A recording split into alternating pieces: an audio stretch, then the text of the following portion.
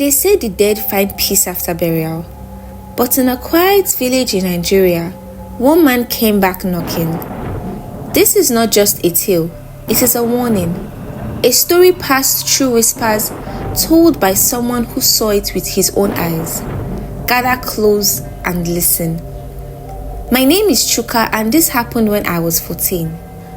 I grew up in a quiet village in eastern Nigeria, the kind of place where goats wander freely and the rooster decides when everyone wakes up. We didn't have much, but we had peace until the day my uncle died. Uncle Ibe wasn't like other people. He never smiled, he never played with us kids, and always wore a red cap, even when he was asleep. People said he had traveled far when he was younger and had seen things. Though he never talked about those things, all we knew was that strange things happened whenever he was around. Goats gave birth when he walked by. Storms changed direction if he stood outside. When he died all of a sudden, no one cried at first. They just looked at each other, unsure what to feel. We buried him early the next morning before the sun fully rose, as our customs demanded for people like him. Everything was quiet for the rest of the day, until it was late at night and we heard the knock. 3 slow knocks, not loud, just steady. It came from our front door.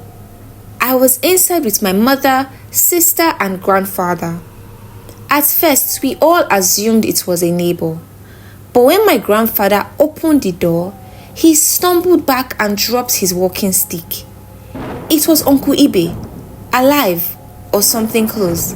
He wasn't pale, he wasn't bloody, but his eyes, they looked empty, like someone had scooped out the person inside of him and left only a shell. He spoke in a calm voice. "I forgot something. Let me come in." My mother grabbed my hand so tight, I could barely feel my fingers. My grandfather, shaking like a dry leaf, said, "Ibe, you are dead. Go back." Uncle Ibe didn't blink. He just repeated, "Let me come in." Then he smiled. I had never seen him smile before. It was worse than a scream. Suddenly, my grandfather picked up a small bowl of white chalk from the prayer corner and threw it at him.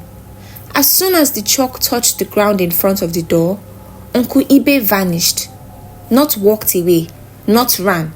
He just vanished, like smoke in the wind. All through that night, we barely slept. Very early the next morning, the village elders came. My grandfather told them everything that had happened. They called it an Ogbanje spirit, a restless one trying to come back. We had to dig up the grave, and lo and behold, there was nobody, just the red cap sitting alone. That day, the elders did a ritual I had never seen before. They burned herbs, chanted old words, and sealed the grave with a carved stone. Since then, we haven't seen him again, but sometimes late at night, I still hear 3 slow knocks in my dream. They say the dead rest after burial, but I know some of them just wait.